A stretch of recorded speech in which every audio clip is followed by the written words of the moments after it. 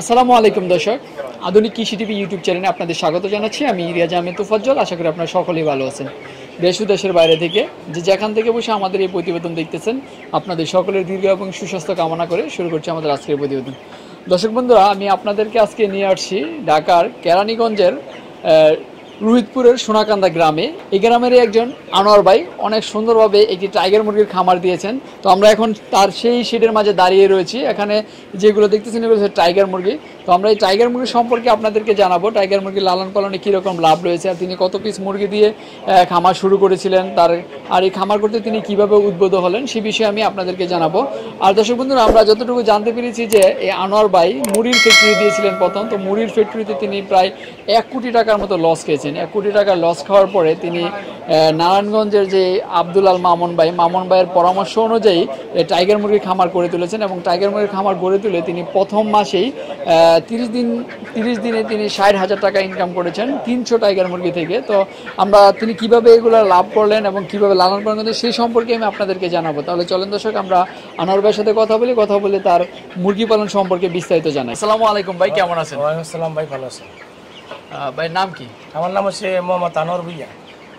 আনোয়ার ভাই, তো আনোয়ার ভাই আপনি আসলে কি কাজ করেন? আমি মূলত আমার মুড়ি ফ্যাক্টরি, আমি আগে মুড়ি ব্যবসা করতাম। আচ্ছা, এখন আমি মুড়ি ফ্যাক্টরি বন্ধ করে দিয়েছি।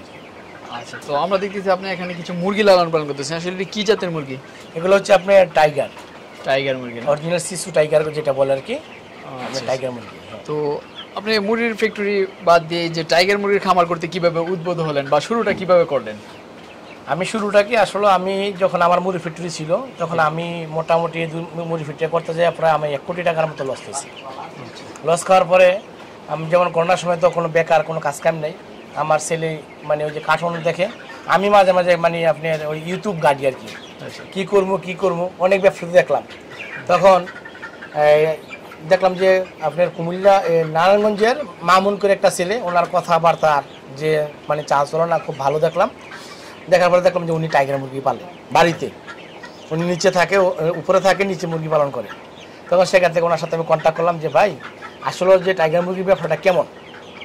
আচ্ছা, উনি আমাকে বললো যে খুব ভালো বলাতে তখন ওনার সাথে আমি অনেক কিছু শেয়ার করলাম যে ভাই আমি তো মুরগি ব্যবসা করে অনেক টাকা লস খাইছি, এখন কী করা যায়, আমার তো গড় অনেক কিছু আছে। তখন উনি আমাকে বললো যে ভাই একটা কাজ করেন, আপনি টাইগার মুরগি নিয়ে পালতে পারেন। আচ্ছা, তখন আমি বললাম ঠিক আছে, আমার কিছু বাচ্চা দেন। তখন বললো যে আপনি অল্প কিছু বাচ্চা নেন। আমি তখন ওনার কাছ থেকে 300 বাচ্চা নিয়ে আসলাম। 300 বাচ্চা? হ্যাঁ, জিরো বাচ্চা আনার পরে আমার আলহামদুলিল্লাহ 300 বাচ্চা আমি বোর্ডিং করতে করতে আমার 3টা বাচ্চা মারা গেল আমার কাজের ছেলের কারণে। আচ্ছা, এর ভিতরে বাচ্চা। আর যখন মুরগি ডাললাম আমি সর্বক্ষণ আমি একটা ডাক্তার কাছে যাই বসে থাকি সর্বক্ষণ, যে মুরগির কোন সময় কি হয় না হয় এটা জানার জন্য। আমি যখন 1 মাস পারলাম, 1 মাস পালার পরে আমার সম্পূর্ণ মুরগিগুলো বিক্রি করে দিলাম। সব করে বিক্রি করেছি। এই কারণটা কি ছিল? কারণটা বিক্রি করেছে আমার এমন একটা চাহিদা দিল বাচ্চার। চাহিদাটা বলতে মানে আমি দেখলাম ইউটিউবে প্রতি মাস 1 মাসে 1 কেজি হয়। আমার 1 মাসে মুরগির গড় ওজন আসছে আপনার 1100 গ্রাম। আপনার 95% মুরগি আসছে আপনার 1100 গ্রাম করে 1 মাসে। আচ্ছা, আপনার কি প্যারেন্টস করার চিন্তা ভাবনা ছিল না? আমার সম্পূর্ণ প্যারেন্টস করা মুরগি চিন্তা ছিল, কিন্তু আমার কাস্টমার চাহিদার কারণে আমি মুরগি বিক্রি, তারপর আমার পুঁজি ছিল অল্প। আমি 21,000 টাকা পুঁজি নিয়ে নামছি। তখন আমি সেই মুরগিগুলো বিক্রি করার পরে আপনার 257টা মুরগি বিক্রি করছি, আমার 60,000 টাকা প্রফিট হচ্ছে। আর 40টা মুরগি আমি প্রেসেন্ট জন্য অলরেডি রেখে দিচ্ছি। আরো 300 মুরগি থেকে 1 মাসে আপনার 60,000 টাকা প্রফিট হয়েছে? হ্যাঁ। ও, সেই প্রফিটের কারণে আপনি দ্রুত এগুলো বিক্রি করে দিয়েছেন? হ্যাঁ, বিক্রি করছি। আপনার চিন্তা ভাবনা ছিল ডিমে নিয়ে যাবেন? ডিমে নেওয়ার জন্য। তখন সেই মুরগি বিক্রি করার পরে তখন আমি কি করলাম, আবার আমি 1800 মুরগি আনলাম। 1800? হ্যাঁ, 1800 মুরগিতে আপনার 800 মুরগি অনেক এখন রানিং আছে, আজকে 40 দিন বয়স। এগুলো প্যারেন্টসের জন্য করছি। যেগুলো আমরা দেখতেছি এখন 40 দিন বয়স? হ্যাঁ, 40 দিন বয়স। এটি আপনি ডিমের জন্য তৈরি করতেছেন নাকি এগুলো আবার কেউ বলে দিয়ে দিবেন? না, ডিমের জন্য যদি কোনো ব্যক্তি চায়, যদি কেউ চায় ওনাকে আমি দিব, কারণ যেহেতু আমি মানে ডিম উৎপাদন করে ব্যবসা করব, এটাও আমার একটা ব্যবসা। এটাও একটা ব্যবসা। হ্যাঁ, তারপরে আমার কাছে আপনি হোয়াইট যেটা ব্রাউন যে ব্রাউন টাইগার আপনার আজকে 5 দিন বাচ্চার বয়স, সেটা আমি অলরেডি আপনার ইয়াতে বোর্ডিং আছে আমার। আচ্ছা, তো মানে আপনার চিন্তা ভাবনা এরকম যে আমি যদি ডিমে আসার আগে এটা থেকে প্রফিট মানে করতে পারি তাহলে এটা আমি আগেই ছেড়ে দেব? হ্যাঁ হ্যাঁ হ্যাঁ, মোটামুটি দেখা গেছে যে আজকে 40 দিন বয়স অলরেডি আমি কিন্তু এখান থেকে আপনার 200 বাচ্চা বিক্রি করে লাইছি। 200 বিক্রি করছি। মানে 1000 ছিল, এখন 200 বিক্রি করে পরে 800। সবচেয়ে মজার বিষয় হচ্ছে যখন 200 বাচ্চা বিক্রি করছি আপনি 100 বাচ্চা বিক্রি করার পর আমার সেখানে 3300 টাকা লাভ ছিল।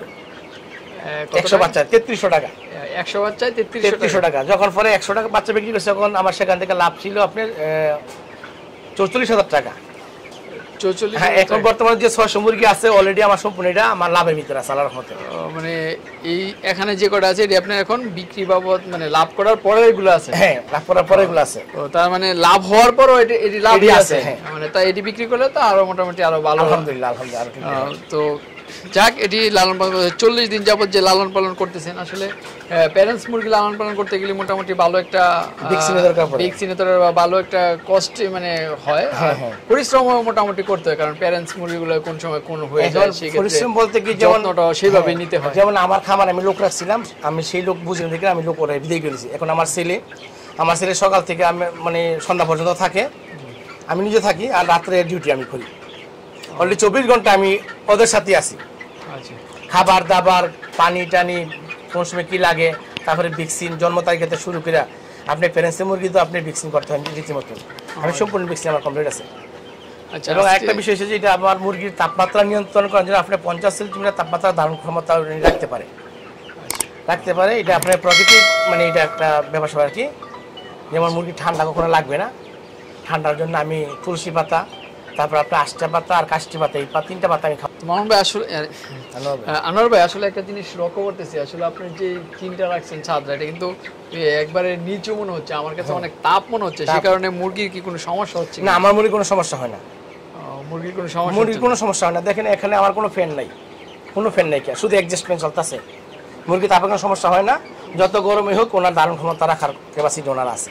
মানে আপনি সেরকম মানে তাপমাত্রায় রাখতেছেন যেগুলো মুরগি সহ্য করতে পারে। হ্যাঁ, আমি রাত্রে অনেক প্রচুর পরিমাণ লাইট জ্বালাই। রাত্রে লাইট জ্বালা? হ্যাঁ, লাইট জ্বালাই কেন জ্বালাই? যাতে দিনের যে তাপটা উনি সহ্য করতে পারে। আচ্ছা, ওইসব করে। তো সেক্ষেত্রে তো আপনার একটু কষ্ট বেশি হয়ে যাচ্ছে না রাত্রে লাইট জ্বালা রাখেন? না, তেমন তো বিদ্যুৎ তেমন একটা বিল খায় না। দেখা গেছে প্রতি মাসে আমার সর্বোচ্চ 2000 টাকা বিল আসে। আর একটা খামারে 2000 টাকা বিল দেওয়াটা আমি মনে করি যে তেমন একটা ব্যাপার না। যদি মাসে আপনি 1 লাখ 1.5 লাখ টাকা আশা করা যে ইনকাম হয়, তাহলে 2000 টাকা বিদ্যুৎ বিলে এটা কোনো ব্যাপার না। কিন্তু 2000 টাকা বিদ্যুৎ বিলে কিন্তু আপনি মুরগির জন্য অনেক ভালো। যেমন রাতে যে তাপটা, এটা দিনের তাপটা পাইতেছে রাত্রে, আবার যখন দিনের তাপটা পায় তার জন্য কোনো ক্ষতি হয় না। আচ্ছা, তো আসলে আপনার মুরগিগুলোর বয়স এখন এগুলো 40 দিন বয়সে কি ভ্যাকসিন করছেন? আমি রানীক্ষেত ভ্যাকসিন করছি আপনার 5 দিনের দিনও, তারপরে আপনার 10 থেকে 12 দিনের দিনও করছে আপনার গাম্বুয়া, তারপরে আপনার এই 25 দিনে করছে আপনার ফাউল বক্স, যেটা এটা আপনি করতে হবে বক্স, যেটা টিকা যদি না করে আপনার ডিমের জন্য খুব ক্ষতিকর, এটা আপনার গোটা বাড়াবে। তারপরে কিমি করাইছি। আচ্ছা, কিমি করেছে। তো দ্বিতীয় মাত্রা 28 দিনের মাত্রা আরেকটা রানীক্ষেত করতে হয়। হ্যাঁ, মানে 40 দিনে যে ভ্যাকসিনগুলো লাগে সবকিছু আমি করাইছি, সম্পূর্ণ করা হয়েছে। এখন সম্পূর্ণ আপনি ভাবতে মানে ভ্যাকসিন মুক্ত আছে, মানে কমপ্লিট করা আছে এবং রিস্ক মুক্ত আছে। তারপরেও মানুষের ক্ষেত্রে যেরকম মুরগির ক্ষেত্রে এরকম, তারপর রোগ আসতে পারে। না, রোগ আসতে পারে, কিন্তু রোগ প্রতিরোধ করার জন্য এটা সবসময় খেয়াল রাখতে হবে। ভ্যাকসিনগুলো করা থাকলে চিকিৎসা করে। তারপরে আপনার খামারি করলে তো খামারি লাভবান হওয়া যাবে না, কিন্তু তার এটা পরিচর্যা করতে হবে, মানে সর্বক্ষণ তার কাছে সময় দিতে হবে। আর আমি মনে করি যতটুকু যদি কোনো ব্যক্তি ব্যবসা বাণিজ্য করে, আমি মনে করি সর্বপ্রথম টাইগার মুরগি দিয়ে শুরু করুক, তাহলে সে বুঝতে পারবে আসলে টাইগার মুরগির ব্যবসাটা কেমন। মাংসর জন্য মাংস খুব স্বাদের। আমি যখন মামুনের কাছ থেকে মুরগি আনি, মামুন আমাকে একটা মুরগি দিয়েছিল, আমি মুরগিটা খাইছিলাম, অনেক স্বাদ। আচ্ছা, মানে এরপরে আপনি টাইগারটা করতে উৎসাহিত হয়েছেন একটু বেশি। তো এর পরবর্তী বাচ্চাগুলো কোথা থেকে সংগ্রহ করছেন? আমি মামুনের কাছ থেকে সংগ্রহ করছি। ওনার কাছ থেকে সংগ্রহ করছেন। আপনি কোয়ালিটি ফুল ভালো পরিমাণ বাচ্চা পাচ্ছেন, কারণ এগুলোটা বাচ্চা সম্পূর্ণ মামুনের কথার কাজের সাথে মিল আছে, যার কারণে আমি ওনার কাছ থেকে বাচ্চা সংগ্রহ করি। এখন যদি কোনো খামারি আপনার 0 সাইজ বাচ্চা আমি বিক্রি করবো না, কারণ 0 সাইজ বাচ্চার মধ্যে রিস্ক আছে। 5 দিন পরে বাচ্চা, 5 দিন, 6 দিন, 10 দিন, 20 দিন, মানে প্রেস পর্যন্ত আমার কাছে মুরগি এখন আছে আল্লাহর রহমতে। 2 মাসের বয়সে বাচ্চা আছে, 40 দিন বয়সে বাচ্চা আছে, 5 দিনের বয়সে বাচ্চা আছে। তো বিভিন্ন ক্যাটাগরির বাচ্চা তৈরি করতেছেন। তারপরে আশা করা যায় আগামীতে আমি আরো ঘর করবো, ঘর করার পরে আমি নিজে বাচ্চা উৎপাদন করব। এই যে আমার মুরগি প্যারেন্টস করে সারলে আমি নিজে বাচ্চা উৎপাদন করবো। আচ্ছা, তো এটা এই টাইগার মুরগিটার মানে অন্যান্য মুরগির তুলনায় এটা একটু সাইজটা একটু বড়, খাবার দাবার কি অন্য মুরগির মতো না? আমি হিসাব করছি যে আপনি সর্বোচ্চ সকাল আপনি 24 ঘন্টার ভিতরে 120 গ্রাম খাবার খায়। 120 গ্রাম। আচ্ছা, খাবার কি টাইম বাই দেন নাকি একবারে দিয়ে রাখেন আপনি? আমি সকালবেলা খাবার দিই, সকালে যখন খাবারটা দিই তখন আমি নামাজের আগে আবার এসে খাবার দিই, আচ্ছা, আবার রাত্রে খাবার দেওয়া তুই দিয়ে সকাল পর্যন্ত 3 টাইম খাবার দিই। শুধু মানে বাজারের ফিডই দেন, অন্য কোনো খাবার দেন না? বাজারে ফিড দিয়ে আর ওই যে আমি যে পাতাগুলো করলাম এই খাবারগুলো খাওয়াই। আমি বারে চাই না, কারণ বারে চাইলে কি আপনার পোকা মাকড় আপনার মুরগি ঠান্ডা লাগতে পারে, যার কারণে বারে চাই না। আমি সম্পূর্ণ আমি ঘর আবদ্ধ করে পালি। আচ্ছা, তো অন্যান্য খামারে তো আমরা দেখি বাইরে ছেড়ে দেয়, বাইরে প্রাকৃতিকভাবে লালন পালন করে, তার কাছ থেকে সেক্ষেত্রে নাকি তাদের খাবারের পার্সেন্টেজটা কিছু কম লাগে। না আসলে কি আপনার খাবার বাঁচাইতে গেলে কিন্তু মুরগির আপনার রোগ বালাইটা একটু বেশি হয়। আচ্ছা, আমি দেখা গেছে যে আজকে মনে করেন এক বস্তা খাবারের দাম এখন 2650 টাকা। আমি এক বস্তা খাবার না নিলে আমি একদিন 2 দিন আয় করবো। আপনি দেখা গেছে একটা ওষুধ কিনতে গেলে 400-500 টাকা পড়ে, ঠিক আছে? তো খাবারের চাইতে ওষুধের মানটা মানে খরচটা একটু বেশি যাইতেছে, আচ্ছা, যার কারণে আমি ঘরে আবদ্ধ করে পালি। না আসলে অনেকে দেখা যায় যে প্রাকৃতিকভাবে লালন পালন করে নাকি বেশ লাভবান হচ্ছে, তাদের লাভবান হচ্ছে ঠিক আছে, কিন্তু আমি মনে করি যতটা আমি মনে করি আর কি ঘরে রাইখা পালানো সবচেয়ে বেটার। কারণ এই মুরগিটা একটু নাজুক টাইপের, হ্যাঁ, তো বড় মুরগি, কারণ এটার জায়গা গেছে আপনি মোটামুটি 5 কেজি 6 কেজি পর্যন্ত ওজন হয়। এটা আবার অন্যান্য মুরগি তো না তেমন চঞ্চল না। দেশি মুরগি, ফার্মি মুরগি আমরা যেগুলো দেখি এটি অনেক হই হুল্লার উড়াউড়ি করে, এটি কিন্তু একদম সুস্থ শান্ত মুরগি। সেই কারণে এটি বাইরের পরিবেশের থেকে ভিতরের পরিবেশটা এটার বেশি মানানসই, মানে এটা ঘরের জন্য সবচেয়ে ভালো। আনোয়ার ভাই, আসলে আপনি যে মুরগিগুলো এখন লালন পালন করতেছেন মুরগির ফ্যাক্টরির বাদ দিয়ে, তো আপনার কাছে কি রকম লাগতেছে মুরগি লালন পালন করতে? আমি মনে করতেছি যে টাকা আমি মুরগি ফ্যাক্টরিতে ইনভেস্ট করছি, যদি সেখান থেকে আপনি মনে করেন যে আমি মোটামুটি 10% টাকাও আমি মুরগিতে মানে ইনভেস্ট করতাম, তাহলে আজকে আমার 1 কোটি টাকা লস আমার বন্ধ হইতো না। আচ্ছা, তো দেখা যেত যে 1 কোটি টাকা লস হতে হতো, মুরগি আপনার 10-12 বছর লাগা যাইতো এরকম যদি 1 কোটি টাকা তো অনেক টাকা। আর মুরগিতে মনে করেন 300-400 মুরগির দাম তেমন বেশি না, 20,000-25,000 এটা দিয়ে শুরু করলে হয়তো গড়টা তৈরি করতে বেশি টাকা লাগে। আর আপনি যাতে মুরগি ফ্যাক্টরি তৈরি করেছেন, গড় তো আগেই তৈরি, আমার ঘর আগেই ছিল, আমার ঘরের জন্য তো আপনার অতিরিক্ত শুধু আমি নিট লাগাইছি বাস, আমার ঘর আগেই ছিল। আমার সর্বোচ্চ পুঁজি আমার 21,000 টাকা মুরগির ক্ষেত্রে। হ্যাঁ, মুরগির ক্ষেত্রে 300 মুরগি নিয়ে আমি নামছি, এখন আমার কাছে 1800 মুরগি আছে আল্লাহর রহমতে 2 মাসের ভিতরে। আচ্ছা, তো এখন আপনার এই খামার নিয়ে ভবিষ্যতে আর কি পরিকল্পনা আছে? ভবিষ্যতে পরিকল্পনা আমি এখন আমার কাছে যে মুরগিগুলো আছে আপনার হোয়াইট যে টাইগারটা, আশা করি আল্লাহর রহমতে আমি সম্পূর্ণ কমপ্লিট হলে আমি আরো ঘর করব, যত আমার জমি আছে অনেক। আচ্ছা, মানে আরো ঘর করে মুরগির খামার আরো বৃদ্ধি করবো।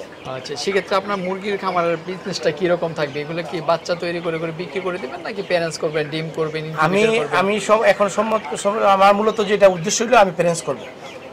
হ্যাঁ, প্যারেন্টস করার পরে আমি নিজে আমার বাচ্চা উৎপাদন করবো, যাতে ভালো মানের বাচ্চা আমি দিতে পারি গ্রাহককে, যাতে গ্রাহক কোনো প্রতারণা না হয়।